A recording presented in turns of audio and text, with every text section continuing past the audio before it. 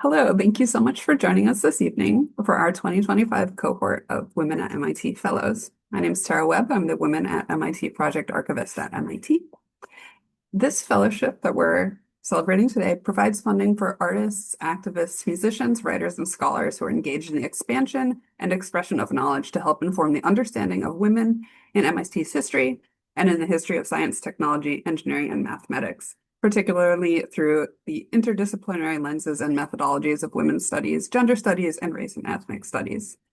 This evening, we will be hearing from Jamie McGhee, who wrote the interactive hypertext novel Athena's Archive, and from Luce Capco Lincoln, who created the short film Counteracting the Limitations. Each fellow will present for 15 to 20 minutes, and then we will have a Q&A period at the end. Feel free to add any questions you have to the chat or possibly to the Q&A box that I think that I activated, but I'm not 100% sure. Closed captions are turned on, and you can select show captions at the bottom of the screen if you would like. There's also an option to view the whole transcript. This event is being recorded and will be posted online later on the MIT Library's YouTube channel. Before we get started, I'd like to give people a brief history of the story of MIT for people who are not familiar with it. MIT was founded in 1861 as a Morrill Act land-grant university, profiting directly off the land stolen from forcibly displaced indigenous people in locations throughout the United States, including what we now call California, Kansas, and Nebraska. The land in Massachusetts, where MIT is located, includes unceded territories of the Massachusetts, Wampanoag, and other tribal nations. MIT was originally located in Boston's Back Bay, and it moved to Cambridge in 1916. The first classes began in 1865, and Ellen Swallow Richards was admitted as the first woman student in 1870. Since then, MIT has been a home to women scientists, mathematicians, architects, and engineers. Women students were granted full traditional student status in all departments by 1883, although notably, despite its diverse student body, and the women of color enrolled at the institute over the years, the first Black women to graduate from MIT did not do so until 1968, a little over 100 years after its founding. So to start off the presentations, I'm pleased to introduce Jamie McGhee, who is a novelist and historian. Her books include You Mean It or You Don't, James Baldwin's Radical Challenge with Dr. Hollowell of Duke University, and What I Must Tell the World, the story of Lorraine Hansberry, with director Lena Waithe. McGhee's work has been supported by Harvard University, MIT, and Zurich University of the Arts. She lives in Berlin, where she instructs graduate students at Humboldt University. Jamie? Wonderful. Thank you for the introduction, and thank you everyone for being here. I'm really excited to share what I've been working on. As a disclaimer, I am currently visiting my family in a rural part of an island, so you might hear chickens, just so you know, just go with it. You might hear chickens. Going to share my screen real quick. Perfect. So, Athena's Archive is a hypertext novel about the experience of women at MIT. First, oh, one moment. Sorry, it zoomed back.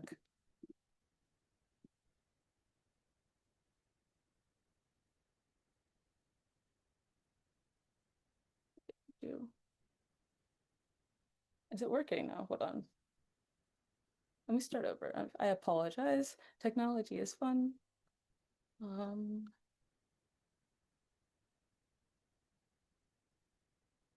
Okay, beautiful.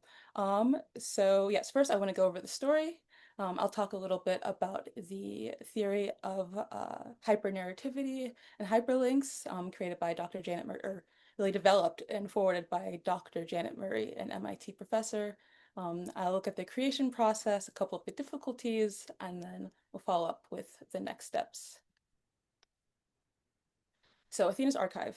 The driving question I had was, what was it like to be a woman at MIT 100 years ago? As Tara was saying, MIT has been around for more than 100 years, and women have been allowed to be there for so long, but their experiences have varied so much, both with race, ethnicity, but then also just by decade. And so building on that, Athena's Archive is an interactive digital novel that follows three women attending MIT across three different decades. Readers can interact with the story by choosing their own path through the text, and in some cases, choosing their own ending. The narratives are heavily based on true stories collected through the Amida Oral History Project, and they build on the narratological theories around hypertext and interactivity as developed by MIT professor Dr. Janet Murray. So what is the actual story of this novel? It follows three different characters, Georgie, Francine, and Shelley. Georgette, or Georgie, is a mechanical engineer who graduated in 1922. Francine is a chemistry major who graduated in 1949, and Shelley is a mathematician who graduated in 1965. These three characters, they are fictionalized, but they are drawn from a lot of different accounts that were given in the oral histories.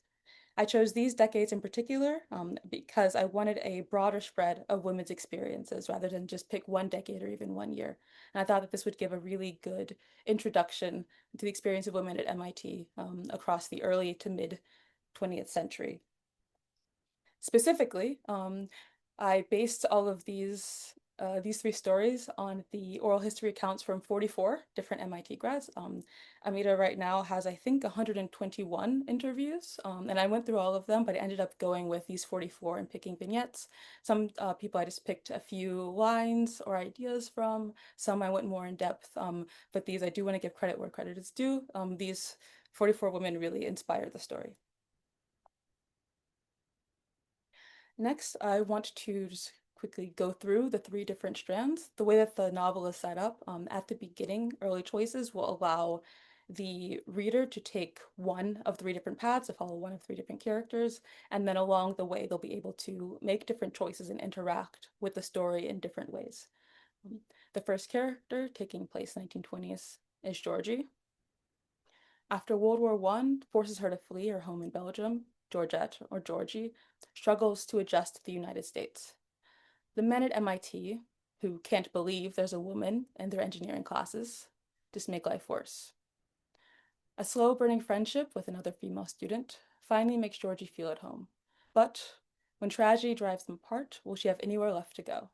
That's a synopsis of her strand of the story. And then to give a bit of a feel about how the text and the textuality of the story is set up, I'll read the opening lines from her part of the narrative. Home, you see, is the dead place. When I close my eyes, home is a burnt black spot, scorched and cracking through the earth. It is a graveyard with the soil still loose. It is typhus sores and mortal shells and newspaper photos I tear into little tiny pieces. You would tear them too. It wasn't always this way. The second character is Francine, who takes place in 1949. Born into poverty, Francine has struggled and sweated for everything in life. She dreams of becoming a doctor after she graduates from MIT so that she can finally put her financial stress behind her.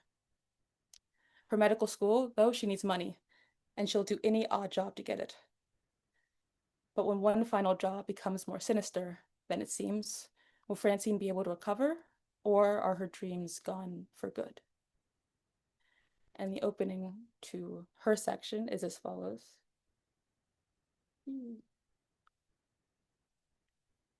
Regret is a luxury reserved for those with time and money.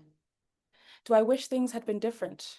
Do I wish I'd turned down that last money gig? Do I wish Harvard Medical School hadn't rescinded its offer and my life hadn't gone the way it did? Well, there's no time to wish because I have bills to pay. That's why I took that last gig after all, and why I ruined my life. I had bills to pay.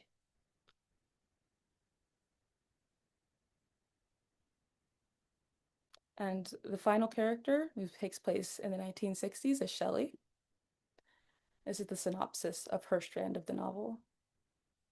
Shelley has never been a girl's girl. She's never had to be. As a beautiful, cultured expat, she's always turned every head in the room and gotten exactly what she wanted from men.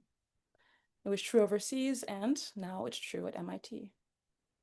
But when the man she trusts the most is the same man to destroy her career, she might have to find out whether there's truly strength in sisterhood.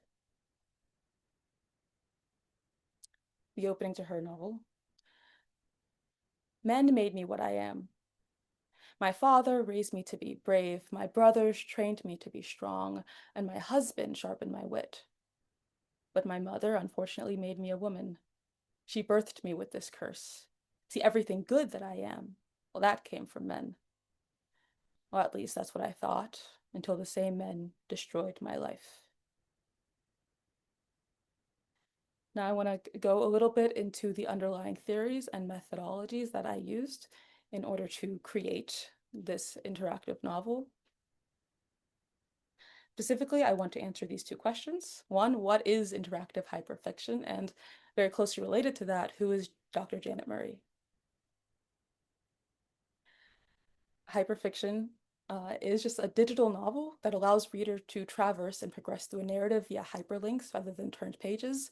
So they can generally proceed in almost any order that they want to. They can loop back around, they can take different paths, they can jump from story to story. It really allows them to have a choice in how they want to experience a certain story.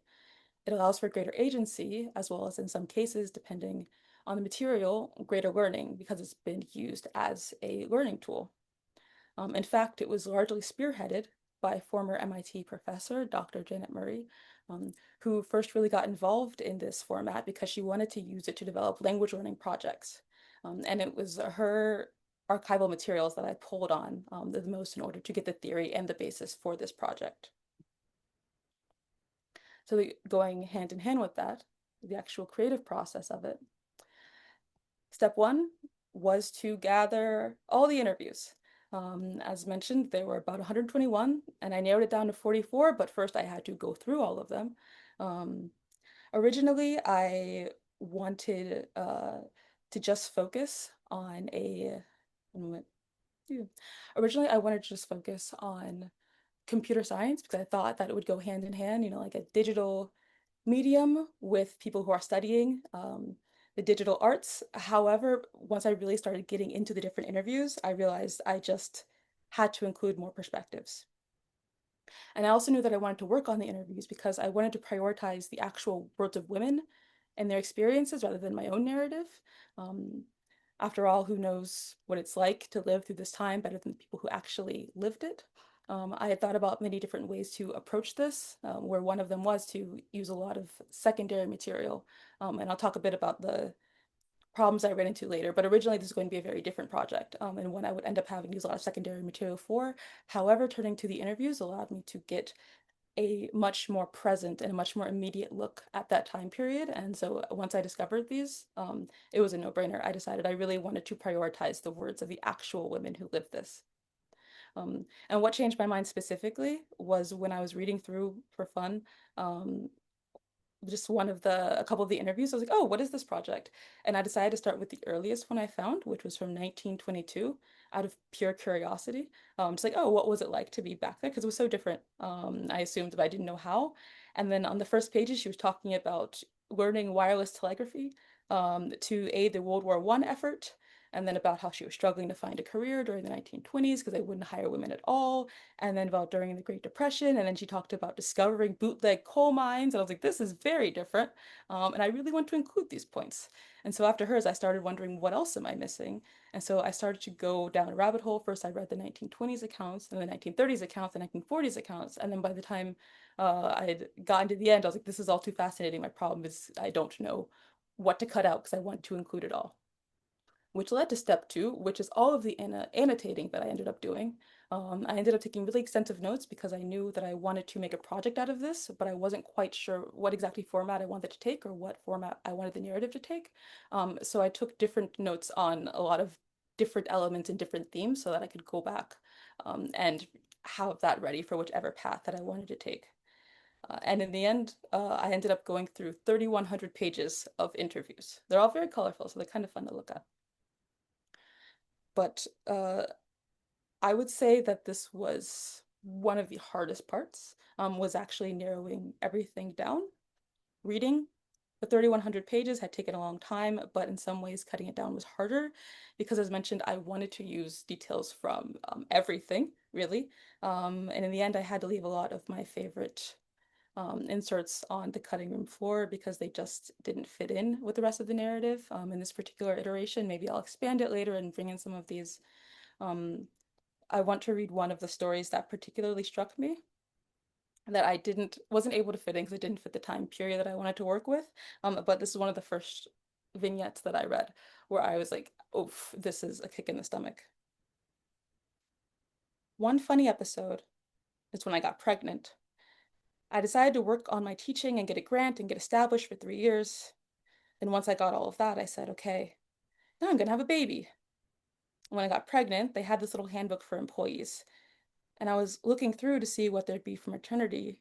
And it just said, well, I don't know what it said because I couldn't find it. I was flipping through and finally it says pregnancy, see disability. So I turned to the page for disability and it says you can get 2 weeks off if you have a doctor's note. That's what we're working with. Then I went through and I decided to sort everything. Once I'd narrowed down the 3,100 pages to about 100 or 150 pages of different vignettes that I wanted to use, I need to decide how to arrange and build the text into an actual narrative that people could interact with. And so I settled on doing it in 3 different layers. In layer one, I decided that for each girl, Georgie, Francine, Shelley, I would choose one specific Amita interview and use that as sort of a base, a skeleton. I would take the most bare bones details from that and the major overall, I guess, narrative arc, you could say, from what the women had described their time at MIT. And then I would build on top of that. And of course, I would change different names and different details. I didn't want to take someone else's life and just completely like redo it and like fictionalize it and say, okay, this is my work now. It's more if I read a story and an emotional arc in it really struck me, and I thought, okay, this is something that I do think really needs to be shared and really needs to be put forward. So I'd focus on that. So for example, Francine, the one who had to work and overwork, is based on a real woman who had to struggle and fight her way all the way through MIT because she was getting absolutely no support. We'll call her Jane D. And she really did lose her spot at Harvard Medical School because she was doing a lot of odd jobs because she had to do said jobs to make enough money to try to save up after going to MIT for medical school. But one of her final jobs, she was caught on camera doing something scandalous with a goldfish. Harvard Medical School saw that in the newspaper and then rescinded her offer. And in the interview, she talked a lot about how she wished she hadn't taken all of those jobs, but she also felt she had no choice because she needed money. And so her story, as she said in the interview, and also I suppose like in this to a large extent is just about really wanting and striving and trying to work hard for what you want. But when that working hard is also the thing that takes away your dream, like how do you hold those two things together? After I have narrative one, or like layer one, like the narrative core, I decided to flesh out each character. So I would choose 2 or 3 other interviews and interview subjects that I found particularly striking and pull heavily from those as well. So, for example, with let's call her Jane D again, while I was trying to build out her story, she'd mentioned that she was struggling for money since she was a child, but she hadn't really given a lot of details about her childhood. But then I read the interview from another story, another female student who described what her life was like growing up in a hotel that her parents owned, and it was crazy and it was colorful and it was also like a speakeasy and it was legal and underground and it was kind of also like a circus and a lot was going on. It was really like fascinating. And so I decided to combine that with the original Jane Dee's story because I thought, okay, what if this fictional character is struggling for money because her parents own a hotel, because this was during the Great Depression. And so if you own a hotel during the Great Depression when no one actually has money to go to a hotel, then that would put you in on hard times. And so these are ways that I started combining stories that would also have as many different perspectives from as many different women at MIT as possible. And then for the third layer, I would sprinkle in bits and stories and vignettes from other interviews because, as you saw, there was just so much I wanted to include and so many stories and tiny anecdotes that I thought were really important. And it kind of broke my heart that, I mean, if you go and search these interviews out, of course you'll read them. But if, for people who don't actively search out these interviews, and I feel like it's a lot of fascinating things are and important information is just going unheard and unappreciated. And so I really wanted to sprinkle in as much as I could that still fit the story, but things I thought were just, I felt that they were really important. The things that moved me when I read them, so I thought it was important to put them in. And one story that I liked, and I actually sprinkled it in through all 3 narrative strands, um, was the story of this one woman, how she was in class, placed during the 60s, and she was in class, and a professor started jabbing at her because she was the only woman, and she ignored him, but then he started making really raunchy, sexist jokes, and the woman walked out. But then also all the men in the class also got out and walked out with her, and she was so shocked because she hadn't spoken to any of them. It was just she was really moved by it and a little bit of solidarity. And so I included that in the 1920s. I had, well, men probably wouldn't walk out at all.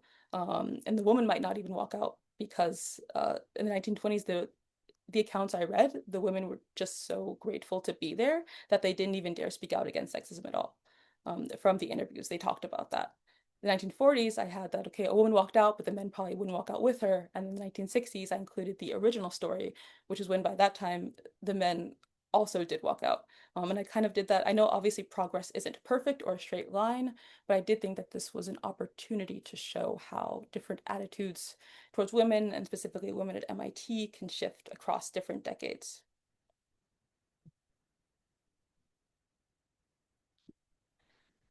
And in the part we're actually turning the different interviews into actual elements of the story. I really wanted to keep the details the same, and I wanted to prioritize women's original voices. That was really important.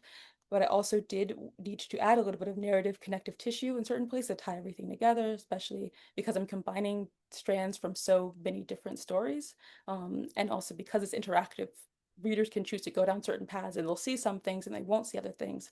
And so I had to figure out a way to make the stories flow together and make sense, even if you have only seen one half of it and you completely missed or bypassed another half.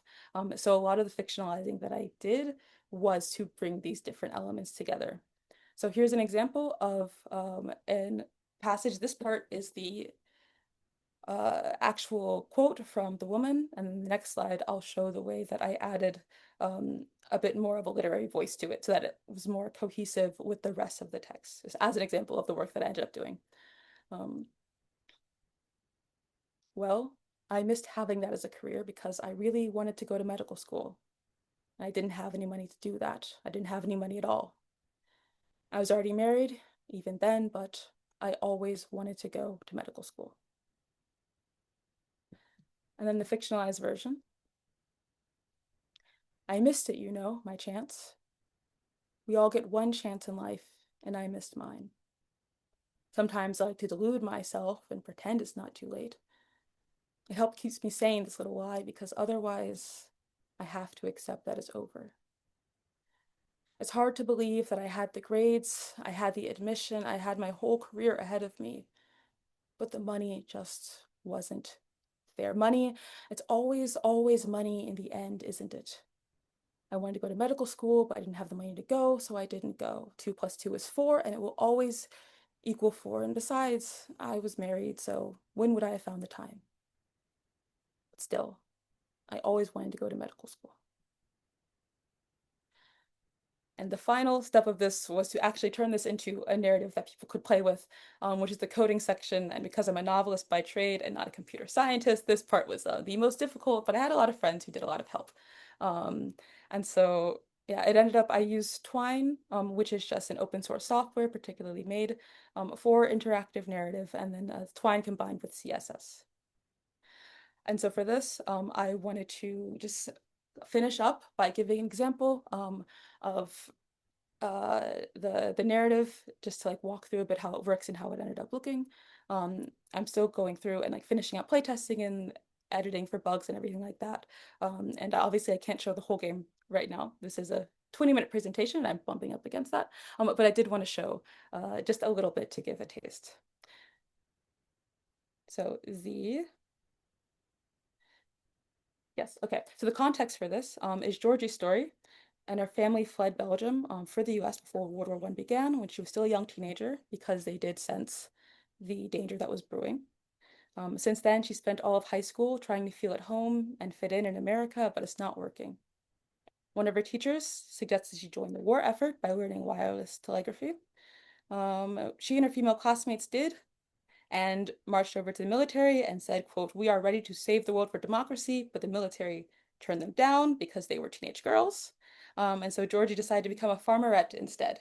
And that part's actually part of the true story. Um, this is picking up with that, where she's describing that. And I wanted to give a piece of how she got to MIT. Geordie says, so then we decided, well, then we'll become farmerettes. Now, this isn't a word that's common today, although people who lived it in that time remember it very well. See, if you are a farmerette, you saved the world for democracy by shoveling manure. And what you did was you went to a farm school and we took the place of men who were fighting the war. So we shoveled manure all day. And I'm sure that helped save the world for democracy. And then clearly the red words are the hyperlinks. So then depending on which one the reader clicks, it will take them down a slightly different narrative path. For example, you click Save the World for Democracy, and then it leads to this next path.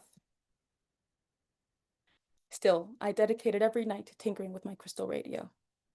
I spent hours hunched over that tiny little box, fiddling with the cat's whisker probe and the Galena crystal, listening for distant Morse code signals.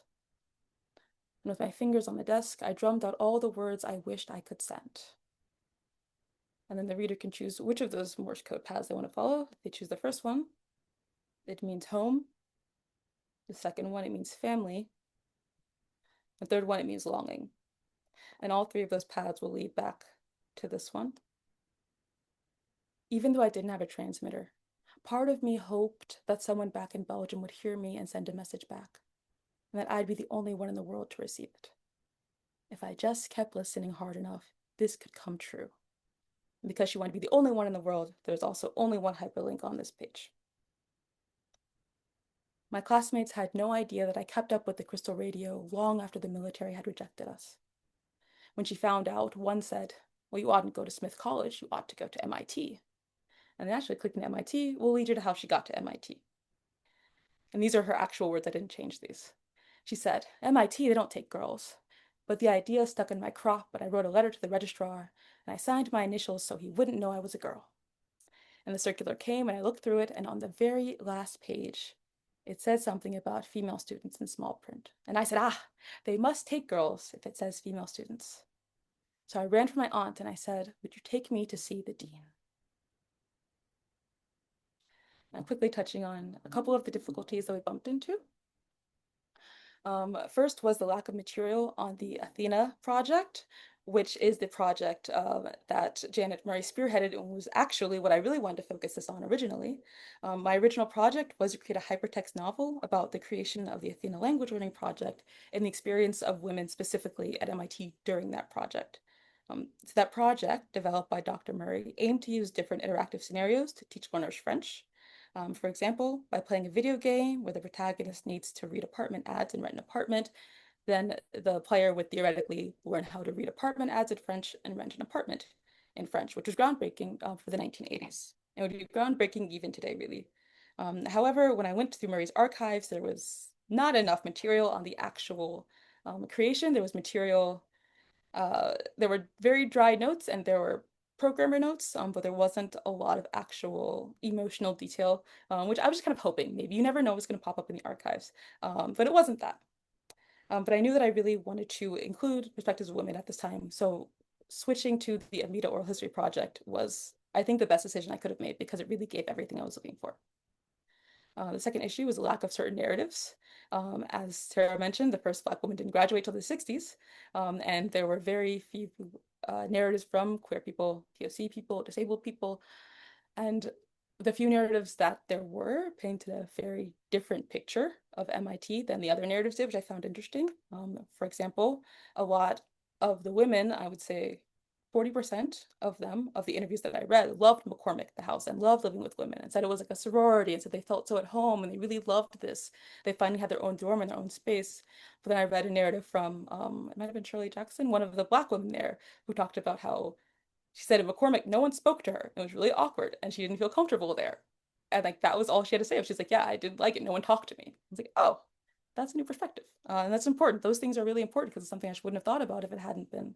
But there were only, I think, two or three interviews from Black women, or at least women who identified themselves as Black in the actual interview, a couple from people who identified as Latino or Latina, and one who I think was from China, I believe. But then again, out of 121 interviews total, this is very small. Um, and then also going hand in hand, there was a lot from the 1960s, which makes sense because that's also when it seemed like larger numbers of women started to graduate from MIT, and also just the availability of who is still alive to give interviews when this project started. But I decided that I did want to also look at the 1920s, 30s, 40s, and the earlier decades to really see how it had transformed. Because by the 1960s, it wasn't perfect, but it was a lot better than it had been 40 years ago. And so I wanted to be able to show that shift. So from here, it's in the very final stages. I'm just doing a lot, like last minute going through all the modes and like having a couple of play testers also go through everything just to make sure everything's in place, and then naturally turn it over to MIT. If they wanted to put it on the website, it's just HTML and CSS, so it's very easy to host. Um, and yeah, and so thank you very much, Tara, and also the MIT team. Thank you for all of your help. They were so useful for sending me all the different resources and for going with me through the archives because I had to do it digitally. And so they were really wonderful. And so I appreciate the support and thank you for having us here. Thank you so much, Jamie. That was really cool. Next, we have Luce Capco Lincoln, who is a Brooklyn-based filmmaker, artist, and cultural worker born in Gainesville, Florida. Lincoln's artwork and films traverse time, connecting historical stories to the present day to imagine the future. These works take form as personal documentaries, collaborative experimental films, and multimedia installations. Currently, Lincoln is directing/producing a feature documentary, Autobiography of a Scientist, working title about their mother who attended MIT in the 1960s. Lincoln is a co-founder of an intergenerational worker-owned media cooperative, Shadowwork Media, and an art curatorial project, Tala Arts. Lincoln studied film and video at Antioch College and holds an MFA in film and media arts from Temple University. Luce? Thank you so much for that introduction. And let me see if I can do the tech of this. If I hit play, does this work for folks? Can everyone see it well? I tend to be a little bit more interactive, so apologies as I'm like trying to figure out the Zoom and how to find my chat.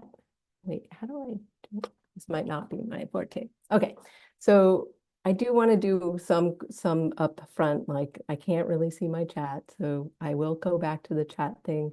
I'll have Tara help me if I need to. Yeah, so welcome to my presentation of this work in progress called Counteracting the Limitations.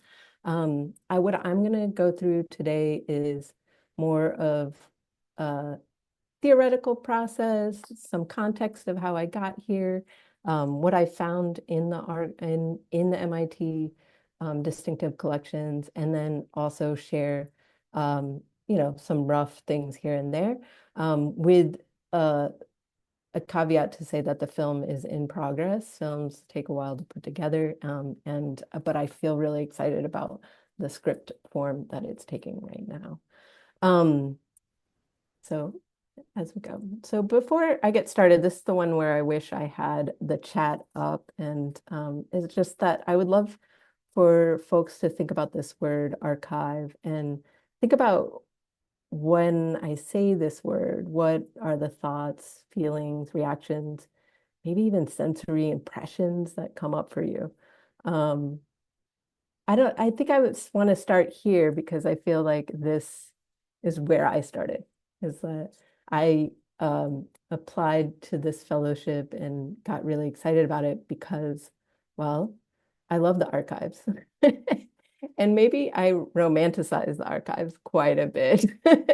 And so I just would love to see in like what people's thoughts are about the archive. Um, this is where I want to be a little interactive. If anyone typed anything in, can somebody get off mic and say it to me since I can't see the chat? I'll read anything that comes up. Okay, thank you. All right.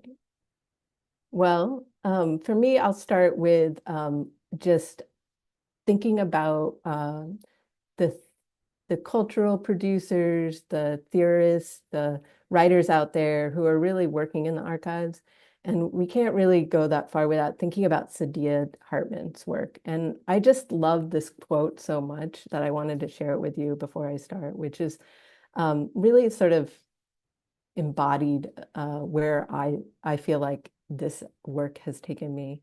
I work intuitively and I will follow a trail of documents or my instincts until the project emerges. I have an impression of the kind of thing I might want to do, and that's very clear, as opposed to having a full outline of the book. I think partly it's because of the way I engage archival materials. I have a deep encounter with them. Sometimes that means there are things that I think I'm going to write about that actually can't write about once I encounter that particular material. Or sometimes it just takes me in a direction that I wasn't expecting to go in at all. So I just wanted to, think about that. And I will start with some of the questions that I came to this project with. Really, I'm grounded in a lot of personal work, using my film and artwork to really explore personal stories. So really, I started there. What personal stories can be unearthed to show the historical connections between science and technology, and on one hand, and the historical oppression on the other. What are common tools and ways forward that women were implemented to find their own voice and pathways to success? And what are personal narratives from the archives that demonstrate survival, resilient strategies that can be uplifted? So really thinking about, like how do we kind of come back to using the archives as a way to be like all the answers are there, right? Like in some ways, maybe not all the answers, but some things that is about people's experiences and having tools and survived places like the MIT, right? Um, Jamie, you gave a great context for the 20s, 40s, and 60s. And I appreciate that because I'm going to take the baton and take us from the 60s onward. So let's start with, the personal archive, right? So this is where I usually start all my work, is to think about, well, what am I thinking about in my personal life that I need answers to, or what are some curiosities? And I just want to start here. So this is me and my mom, Gloria Capco Lincoln. And when I think about personal archives, I think about photo albums. Um, I think about the ways papers are left around my family's house, or even books. I think about a lot of it, think about all the things, objects that are left around for us to be able to touch. Um, and then I think at some point there's a clarity that there's a lot of things that aren't left around, right? Like maybe the best-selling novels of the 1980s are really in the bookshelves, but maybe not those stories that we really need to hear about. Like for me, I really I was born in Gainesville, Florida.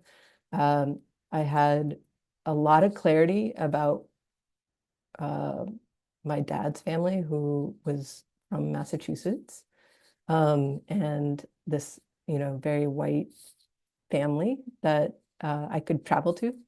And I would always ask stories about my mom, and I never really felt it. I didn't have the objects of her childhood. Was able to go back to the Philippines, but there was a big chunk of time where I was a child and we didn't go back for a lot of reasons, and a lot of them had to do with social political reasons. And so that's kind of how I started this journey back in college. So this is like 20 years ago. I started to be like, well, let me gather my mom's stories. And so here we are continuing that. So in 2021, I started recording my mom. I started recording her a lot before that, but this is when I was like, I'm going to do a feature documentary about my mom. And so that trailer exists, and I'm gonna drop it in the chat when I find my chat thing again. I will drop it before the end of this talk. But one of the things that really excited me about this fellowship was that I could deepen the context of her story, right? Because I get a lot of visuals, a lot of information, visuals as in her narrative, right? Like about the 60s in MIT. And I really wanted to know more about what that space was like, what who was there, like what was the political context around her, what was the institutional context around her. So that's what kind of brought me to this project. Okay, wait, sorry. I'm still trying. Okay. So I have to really thank Tara for sending me this picture because I had a clipping of it from the Boston Herald, but I didn't have this picture until till we started communicating over email. And so I'm gonna just as a picture of my mom and then an audio. So let's see. Wait, can you guys hear my audio if I share this? Wait, did you hear that? No, I think you Okay. have to select share audio as well. Oh, okay, hold on one second. I'm gonna do this thing where I have to stop and do it again.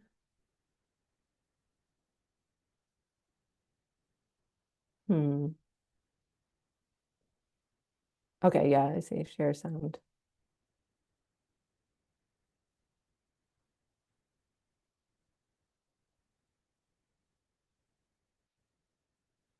Okay, back it up a little.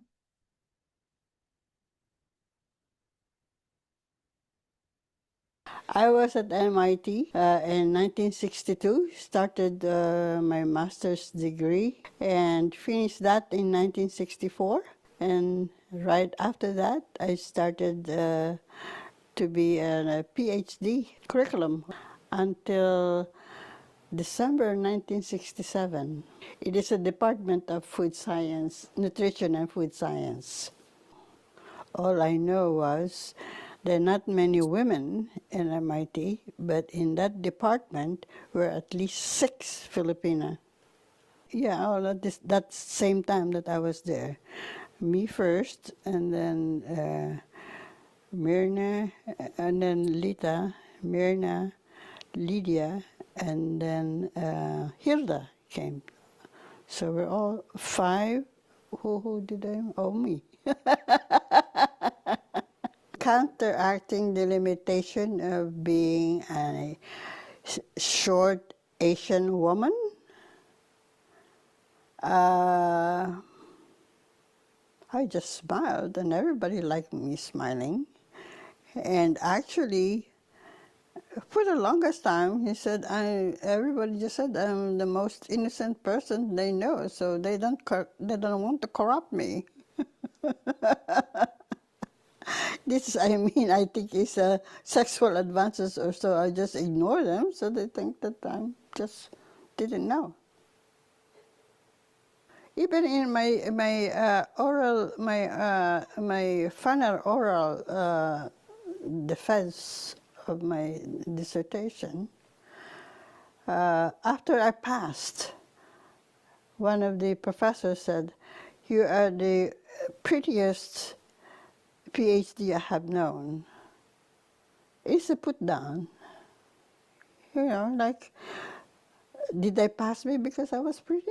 Is that what it's implying? They can't help it. I have no idea. Yeah. So that's it. So there are so many things, you know, socially advances, you ignore it. This comment sticks to my brain, but I just one ear in and the other ear out. So, yeah, it sounds like MIT was hard. It sounds like the 60s might have been hard, but especially in STEM, like science, technology, engineering, mathematics. And that is what I found out in the archives too. And so one of the things that I'm even, this is an anecdote. So I love that this photo was sent to me. One of the things that stuck out was this would have been kind of hard to find if archivists were not on it, because the the photojournalist wrote my mom's name wrong. So the caption says Miss Gloria Capco is her name. And then you can see multiple different spellings here. Gloria Capco with an O. Anyway, it's one thing that, like to find a photo. It's another thing to actually find it in somewhere, right? And it to be preserved, but it to be cataloged correctly, it to be remembered. So I do think that part of my artwork is this way of trying to remember the things that we might not be able to, the things that might get forgotten. But I think it's also about for us looking back to heal the moments that need to be held, because there's a lot of grief in that invisibility, right?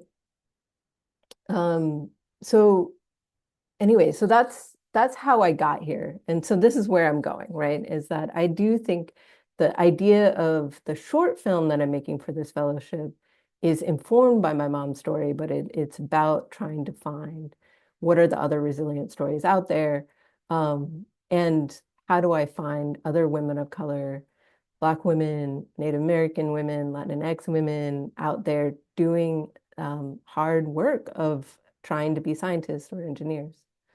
So in the actual daily of trying to look for these stories, what I found was similar to what Tara started us off with, which was that the first Black woman to graduate was 1968, right? That in general, these stories are kind of hard to find, so similar to Jamie. So I really sort of I went down all kinds of different pathways to get different places, but some of those pathways actually were kind of surprising. Like in the 60s, what I found was that a lot of the sort of internet, like I went down this sort of rabbit hole around international students and trying to find stories about international students, but instead found out that the Center of International Affairs got started in the 60s, which is actually kind of a huge think tank to continue the war in Vietnam and other Asian countries. And so that just kind of contextualizes what the social space MIT's taking up in this moment, right? So I did lean into a lot of really looking hard at what are uplifting stories. Again, I'm trying to find resilient stories. And so one of the things that I found to be completely inspiring is the work that came out of 1994's conference, Black Women in the Academy Defending Our Name, 1894 to 1994. And this was a conference that was organized by Robin Kilson and Evelyn Hammond, who were both assistant professors at MIT at the time. And this conference is really just delightfully documented. So there's all the keynote speakers were videotaped and are digitally accessible. So you feel free to watch it whenever you want. Angela Davis was keynote speaker. There were so many powerful women in attendance. But I really want to give props to Robin Kilson and Evelyn Hammond for the visionary just leadership to think about this conference. And they even admit in their opening that they've never done this. They're not conference organizers. Um, they expected maybe 500 people to show up. 2010 people came to this conference. Yeah, from around the world. And so I do think that these moments really are about how do we create spaces for dialogue to happen, for people to develop collective action together, collective language, collective um, and grievances is starts, but also to find solutions together.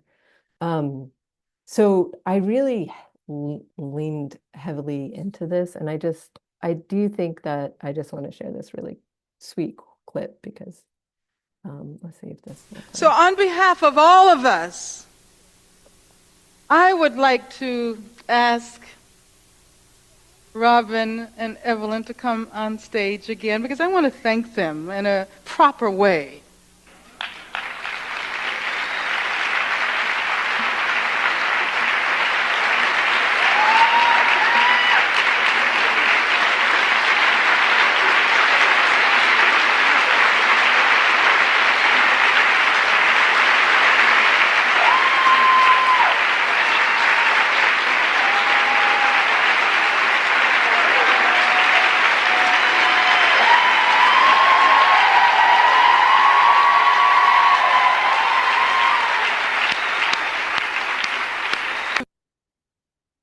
Um, I I think when I'm sort of going through these archives, what I've really noticed was the different feelings I was getting from looking at different sources, different things, and um, I really wanted to stay with this moment because it really captured the feeling of celebration, of honoring people who are taking risks to make space for community in a different way.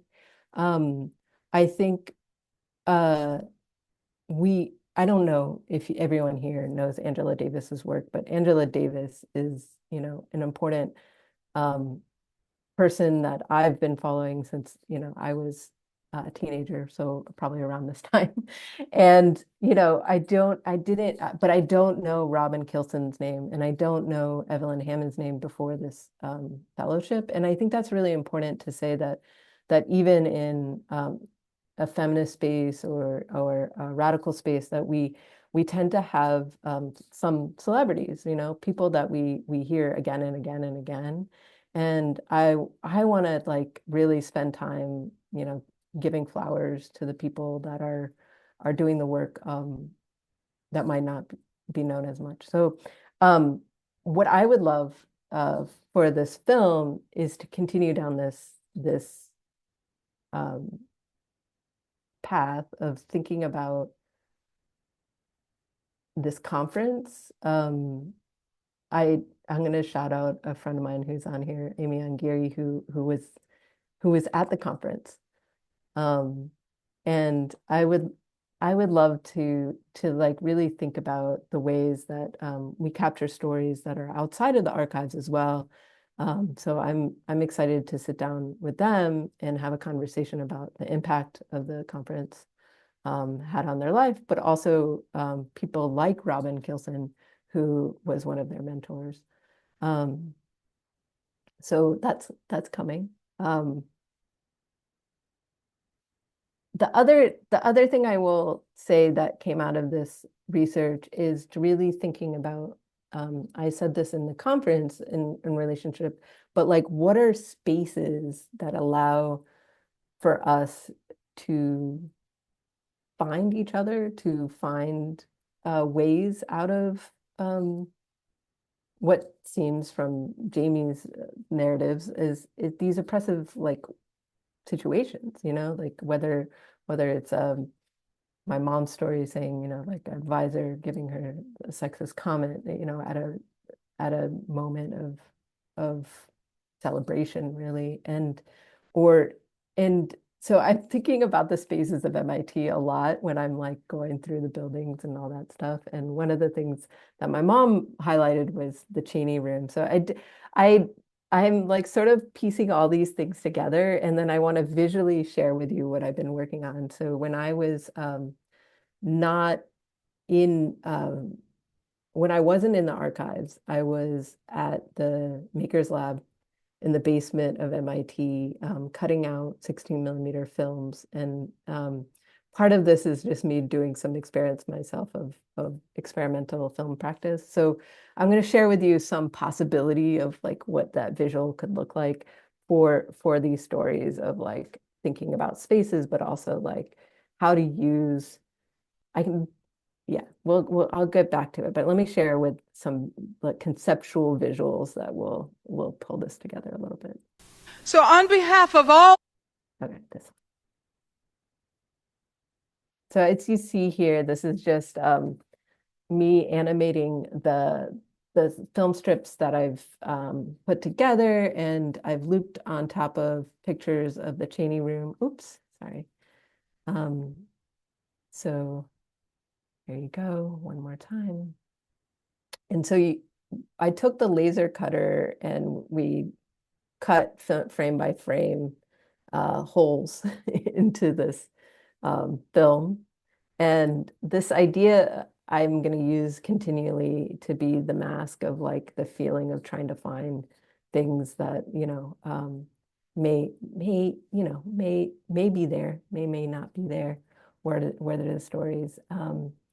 And it seems like the Cheney room, for those of you who are not familiar with MIT, is this women's lounge that has been around for a long time, 100 years or more. And my mom talked about it as being like when the first year she came, she used it a lot to sleep and just relax and to kind of feel a little bit of comfort and relief. And it's still around today. And so I was able to visit. So yeah.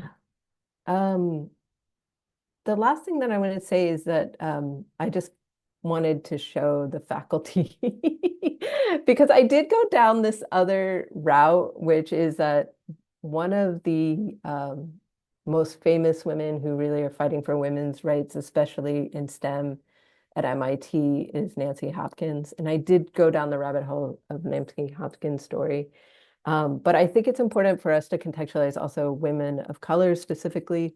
When that conference was being held in 1994, there were 3 Black women professors at MIT. There's now 16, which is better, but not great, right? Still. So yeah, just continually thinking about the space of MIT, the space of academia, but also thinking about what are the stories we want to be collecting, what are the solutions we want to be thinking about. That's really where this film is going. Some of that is also finding first story accounts of attendance of people like Amy, but also other academics like Sadia Hartman was at the conference too and writes about it and has a lot of good questions for us to be thinking about, which is like how if you're fighting for space in institutions like MIT, do we not forget to also think about working class, thinking about abolition? That was a huge thing for Angela Davis's speech, is like, how do we think about women in prison as well? Like, how do we never leave behind anyone ever, even when we're fighting for science and STEM careers, And so I think that that's something that I will be coming back to as part of the solution to thinking about the best way to capture resilient stories, is really thinking about intersectionality and tactics toward coalition. That's it. I'm going to throw in some links that that I said I would. Um, Great. Thank you both so much for talking about your projects. These were both fascinating. I hadn't heard any of this. I knew the things you all were working on, but this was really a delight to hear about your research. I really appreciate how different the two projects are, but how they show the variety of ways that like these rich historical materials can be used. Um, and they highlight the value of the use of historical collections in ways that aren't like traditional scholarly papers. And I think that's really cool. One question I had, I'll start with the first question, and then if people have questions, you can put them in the chat or you can just ask them. Since we're a small enough group that you can just unmute yourself and ask a question if you'd like. Um, had either of you done historical or like archival research before, or was this a new experience for you?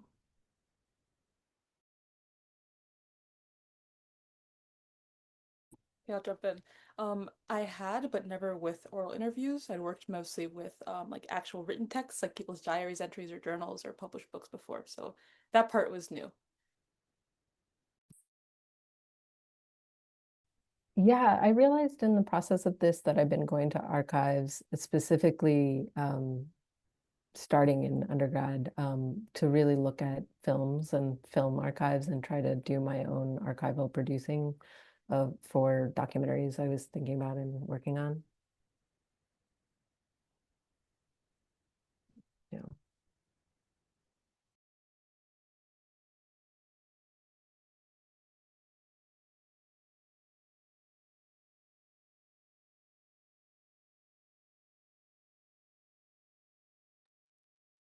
Plenty of questions if nobody else does. But please feel free to jump in with a question or a comment if you have one.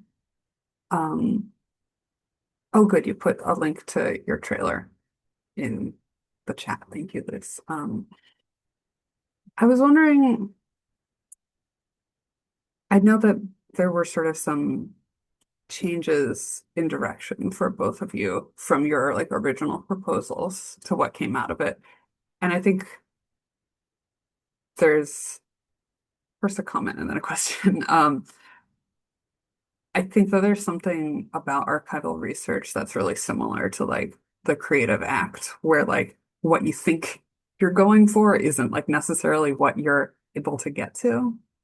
Um, I was wondering if either of you had any, I know you both sort of touched upon like a lack of information, um, but if there's anything you want to expand upon talking about that, because there were, I think, quite a few gaps that both of you experienced. Yeah, I can start it off on that, which is that like I really I made sure to go to MIT to be at the archives.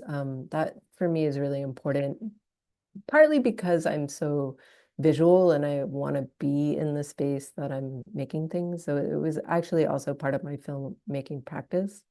But one of the things that really struck me was when I was saying I was trying to find anything like, I don't know, I was just looking up like, how do I find these Filipinos that my mom talks about? Like I was just like sort of having like, I know they're there, but the archives doesn't feel like they're there. And I think that that's something that really struck me. And then what really also struck is like the plethora of terrible things that I didn't want to read necessarily. That because I couldn't find that, I would go down these other routes that I were like, let me contextualize the 1960s. And like that's when I started learning about certain academic professors that were, like people's papers that I didn't necessarily want to be reading, that were like about Cold War strategy or, like, be it, like I, one of the foreign affairs professors really hated all Chinese people and really thought that they shouldn't govern themselves. It was pretty wild. And that's feels like a legacy of MIT too, and I think it's important for us to be talking about those parts of the archives and these institutions that, for me, what I walked away with is that I can't ignore, like, there's part of me that is not I'm not in the academic world in the way that that my mom was, or even as Robin or Evelyn were. But what I would say is that we can't ignore what's going on there, because it's where empire begins. It's like where the intellectual thought partners of everything really starts. And so and for MIT, that is at the forefront of biotech. That's the forefront of military industrial complex, the medical industrial complex. Like we really need to think about what's being thought there, both historically and currently.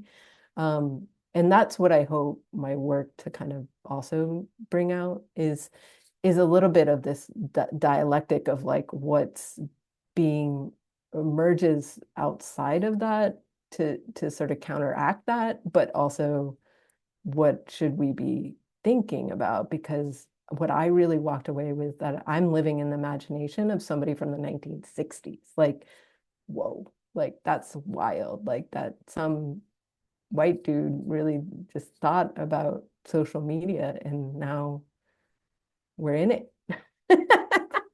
So that really struck me. And then for me, I really had to stop and think about what people find important to include. And I think there's definitely a difference from like when outside sources decide like which which books to preserve, or like which documents. But for example, I was going through Janet Murray's papers, and so the things that she had decided to keep, and I like the entire papers from her entire time at MIT, and I found it very interesting. I think just like from her, she had boxes and boxes and boxes, but almost nothing personal, no real personal correspondence, no, not even really like notes to self or letters, and but there were almost endless boxes of like programmer notes and just like the same draft of the same couple projects over and over again. And since then, I've also looked at other people's like collections of papers at other universities, and there were a lot more personal things, a lot more like back and forth notes, a lot more just like notes to yourself or things you've scribbled down, or like different handwritten drafts, a lot more personal. So I just found it interesting. Like neither way is good or bad. I just kind of wonder about the mindset of the person who decides, okay, this is what I want to keep, or maybe this is what I want to keep and have university to have, and maybe she has her own personal thing like somewhere else that she doesn't want to have, which is like fine. But I just like was really asking those questions.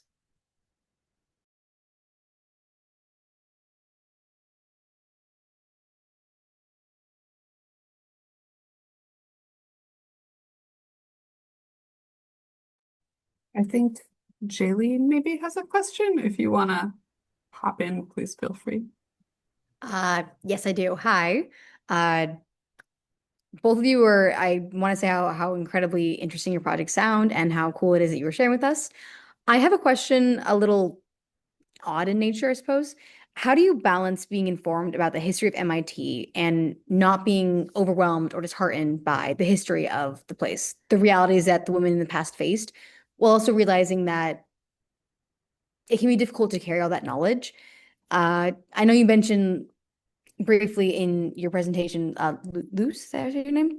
That you didn't want to go down the rabbit holes of some of the more negative stories. And I just want to know how you balance that in the stories you present and in your projects themselves. Thank you.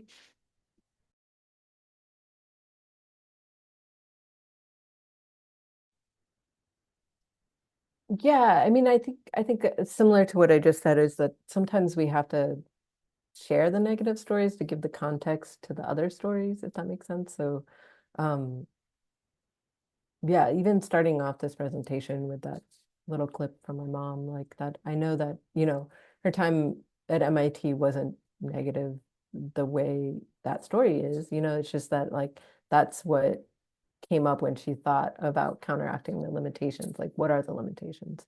And the limitations are that often the people around us um, don't are the limitations, basically, that the oppressive nature of the institution or the people around us with power are the limitations. But yeah. I think that that's the I would say the thing that I've learned from the archive experience is though that like when you when you put out a request for a box of things, you don't know what's going to come back, right? Like it's a little bit of a surprise, and sometimes that surprise is like um is part of the work though. It's part of the work of like shifting through all the other things that you like. I literally would go through like a box of just like A to Z, like just to be like, what's in here, and trying to find something like unusual or interesting, or as Jamie was saying, with like, the personal story potentially like that maybe somebody left something in the margins of the paper to actually look more at, or maybe this person knows this person that will then lead me to another person.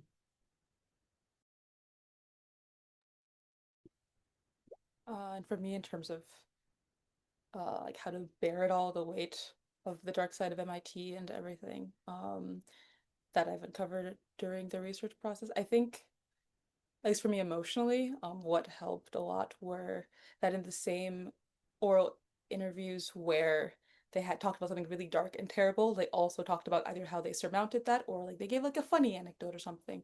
And it made me think, I think about how it is terrible, but people are pushing against it, and also life goes on. Like it's terrible, but people, I don't know, have existed and are existing and are pushing against it. And a lot of women that were in the interviews talked about how when they're at MIT, even if, for example, there wasn't necessarily a lot of solidarity among women, one woman talked about how they kind of just either didn't think of themselves as women, or they just like wanted to like put their heads down and like get through it.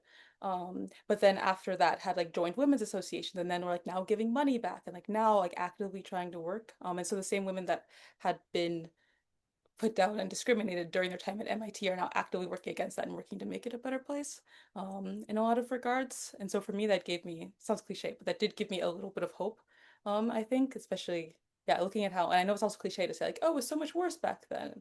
Um, so I think some ways worse, some ways better. Like I'm not going to like value judgment, but I do think there's a lot of active work being done. And looking at that work and the people who have been working and are still working, I have hope in those people.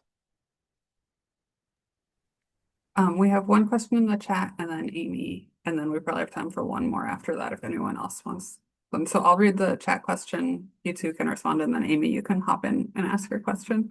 The question in the chat is for Jamie and Luce. How much of your research involves written accounts / recorded media versus oral history, and how are the oral recollections different from like recorded? I can jump in this time. For this one, I started with written, but then I moved over to only oral. Because I looked at just, or primarily the oral histories. Um, I found the oral histories much less edited, which I liked. They had like, especially the earlier ones that they'd done, I think in like the 90s. They left in all the ums, they left in the weird pauses, they left in people like breaking in, and they left in like starting the tape, stopping the tapes. Like they wrote that in, and it was very raw, and I liked that a lot. And so I think, and there was a lot of like laughter, and there was a lot of like back and forth, because they would also like have the interviewer talk about themselves, which in the written accounts was a lot more straightforward and formal, a lot more formal register. So I feel like the oral histories, I definitely got more of a sense of who each person was, and I loved that. That's why I ended up going there specifically. I would say it's 50-50 with my research. I mean, a lot of the things that I came across that wasn't the conference was written. That I looked at Nancy Hopkins' papers and like read every letter that she sent to back and forth, and that was kind of really interesting. And then I also had an opportunity to look at actually kind of the organizing of the oral history project was interesting to look at. The luncheon transcript is so interesting. 75, them really thinking about it was a luncheon to talk about the oral history project launching, but then in that people sharing what else they were doing around equal, basically like fighting for women's professionally at MIT.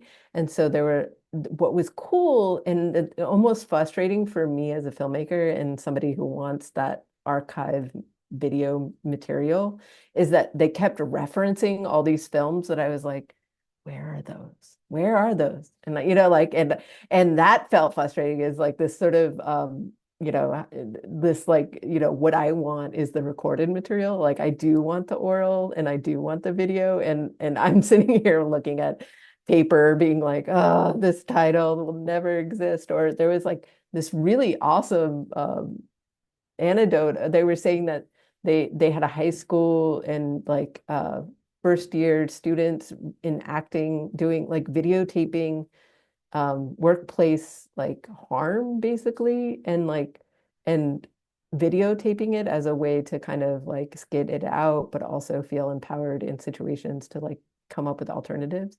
That's what I mean. Like I would love to see that.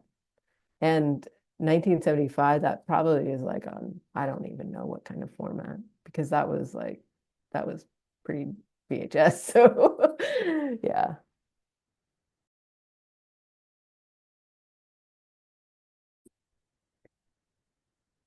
My question is, like Luce said, I was at this conference, and I have to say that I feel like the conference was very formative to me. It made me a scholar, essentially. Now I'm like a full professor, but, and then I wasn't even in grad school, I believe.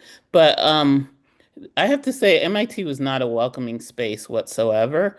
So I was really surprised that they had preserved this at all. And I don't think you said Luce, but Robin Kilson tragically died really young of cancer. I think they had meant it to be an ongoing thing, but it wasn't. I think there was another one, but only two.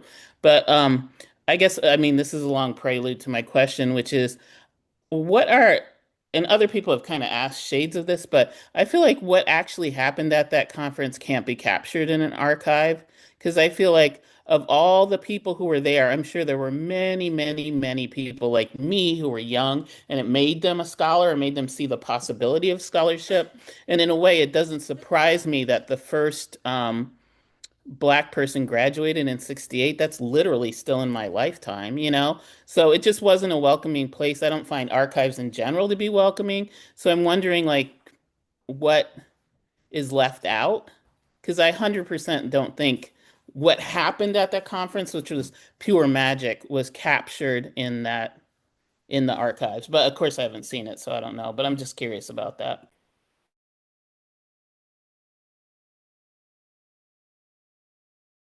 I mean, I think that it felt very like what I understand from even just reading people's accounts of it, um, that that feeling and the level of energy that was brought at that conference was not captured. What was captured was the keynote speeches, the program.